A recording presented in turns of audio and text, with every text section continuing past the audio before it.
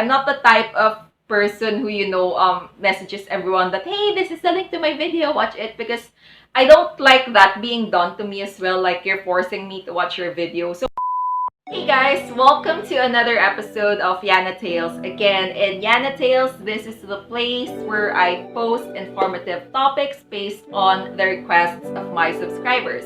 So one of the top requests that I get is to share with you how I was able to get 1,000 subscribers in 1 month. So I'm gonna share with you guys some tips based on what worked for me. But if you haven't subscribed to this channel yet, please click the subscribe button below. Also hit that notification bell so you will be notified whenever I have a new post. I'll just make this video, guys, as quick and as direct to the point as possible because I just want to share, some quick tips on what really worked for me. So you might want to grab some notebook and pen in case you want to list them down. So quick recap of my YouTube journey. I actually started my YouTube channel last May 2020, so May 5 to be exact. And I got my 1,000 subscribers during the first week of August. So if you can see, it's 3 months. But I actually got 1,000 subscribers in just a month. So what happened was, May to first week of July, my subscribers count was just 116. I can really remember the number because it's not going up. Like, it's just 116. And it's not really increasing. So July, I had this reflection that why are my subscribers not increasing? It seems like I have to do something or to change my strategy. And so I did change my strategy, and for the whole month of July, just for July, I had an additional 1,000 subscribers, as you can see here in the screenshot from my YouTube analytics. So I know that there are a lot of videos out there telling you tips on how to get 1,000 subscribers. Some others say you can get it in 1 week. But in here, I'm telling you what is realistic. So for me, 1 month is really, for me, it's already fast.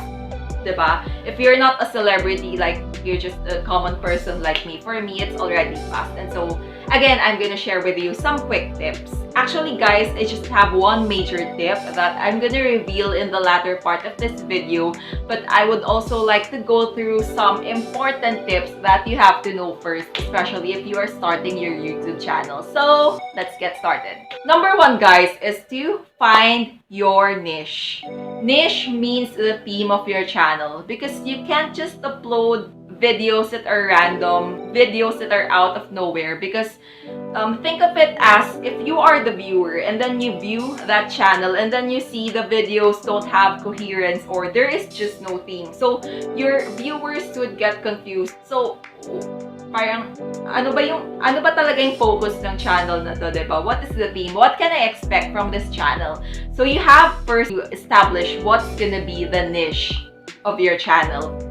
In my case, I started with fitness and then I later on added podcast and mukbang. And so now I have 3 themes of my channel. I have fitness, mukbang, and podcast. And I try to stick with just the 3 of them, right? So first is to find your niche, just so the viewers would know what they can expect from you. And if they are interested in that certain theme, they're gonna subscribe to you, okay? Then second tip is catchy thumbnails. So it's really important to have catchy or decent thumbnails that you have to put in an effort if you are making a thumbnail, because think of it as just like what they say, first impression lasts, and think of it as the thumbnail is the first impression of the viewers to your video. So if your thumbnail is not good enough to catch their attention, even though the content of your video is really good, they wouldn't click it because in the first place, the thumbnail is not catchy at all. So third tip, guys, put in some catchy titles as well. So when I say catchy titles, let's say you want to feature an episode about how to lose weight. So tips on that is, of course, there are so many videos about losing weight. So you might want to check that in YouTube and then see those weight loss videos that have so many views and look at their titles, like what is the common with the wordings, with how the title is presented, and you might want to apply that to your video. So don't just put like weight loss story or how to lose weight.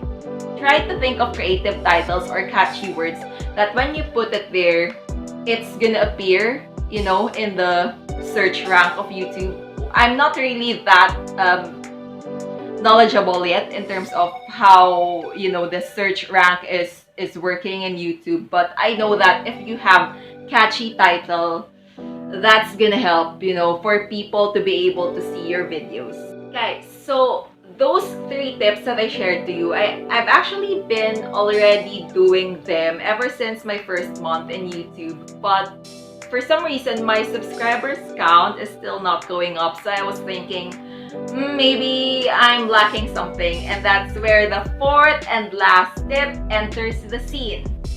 And what is that tip? Engagement, guys. Engagement. Like, I can't emphasize it enough how important it is. Engagement, and we're gonna tackle more about it. So engagement, think of it as if you are a new YouTuber, no one knows you unless you're a celebrity, right? You don't have to make an effort because people already know you. So for example, you are a new employee in a company. Of course, no one knows you. Everyone knows each other, but no one knows you because you're new. And it's not actually their responsibility to know you. It's your responsibility to make yourself known by them. So what do you have to do? You have to engage. You have to make yourself known. You have to reach out. That's the same thing that you have to do in YouTube if you are starting. Let's say you are a travel vlogger.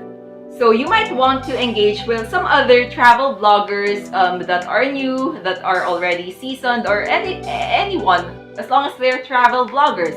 So what are some ways to do that? Number 1 is to look for Facebook groups. So there are so many Facebook groups about fitness, travel, mukbang, anything, whatever your niche is. Just look at Facebook groups, you know, try to search there. And then you're gonna see a lot of groups, right? About, let's use travel as an example. So you might want to join that group, and if you have videos, you know, post it in there. You have to exert some time and effort to get to know the people. Aside from Facebook, I believe there are also other websites that you can use. I've heard about Reddit, and they say it's really effective because there are many YouTube vloggers out there. But personally, I'm not using Reddit, but there's really no harm in trying. So you might want to check that out as well. And another thing here that you can do to engage with people is to actually look for other small YouTubers by searching for their YouTube channels. As much as possible, YouTube vloggers with the same niche as yours so that you can relate with each other. And then, you know, sometimes I look for their videos and then I watch them. And if I like it, I'm gonna subscribe to them and I'm gonna leave a comment that, hey, I like their video, and then blah, blah, blah, blah. Seems like I'm really making friends with them. So for me, it's a win-win situation because you are already supporting someone. You are helping someone because you subscribe to them and you told them some uplifting words, and then it's gonna be a win situation too. It might be a win situation too because let's say if they notice you, they're gonna subscribe back. But if not, you know, you won't lose anything. Actually, you already helped someone pa nga because you subscribe to them. So for me, you know, you really have to make time and effort. If you are a small YouTuber, you have to put in some time and effort to actually engage with people. I would say it's really time consuming. Like when I did it for 1 month, because I did it during weekends. Like my weekends are really about that, about engaging. If not editing my videos, I'm engaging with the people. But I would say for me, it really worked because that's where I met, you know, my YouTube friends that I have right now. So maybe that would also work for you. Let's talk about sub for sub, which is like a buzzword if you are a new YouTuber. And for sure, you've already heard of it. Diba? If you are really, you know, into increasing your subscribers count. Now, what is sub for sub? It actually stands for subscribe, meaning people would tell you, subscribe to my channel and I'm gonna subscribe back to you. But is this something that I would recommend? For me, definitely not. Like, I know that if you are a new YouTuber, at some point you will have to go through it. Like, I think I did sub for like twice or thrice, but I really did not like how it goes, so I just stopped. Because for me, you're not gaining organic subscribers if you are doing sub for sub. Because they're just after your subscription to them, that's why they subscribe to you, but they're not there to support you or to even watch your contents. And some people, I mean, there are mean people who even unsubscribe from you after you subscribe to them. Like, I've experienced that, and I don't know why they do that. Like, you won't lose anything if you subscribe to a channel. So for me, sub for sub is really a no-no. But, you know, if you have to go through it, like, if you're curious, there's no harm in trying. But for me, I really don't recommend it because you're not gaining organic subscribers.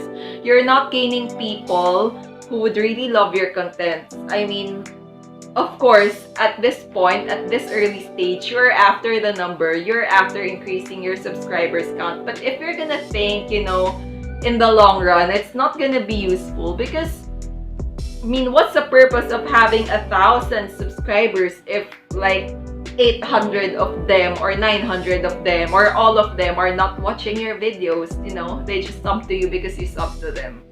For me, it's not helping at all. So guys, if I may add, use your social media. If you have Facebook, Twitter, or Instagram. In my case, I don't have Twitter. I have an account, but I don't use it anymore. So I just have Facebook and Instagram. Whenever I have a new post or a new video, I post it there.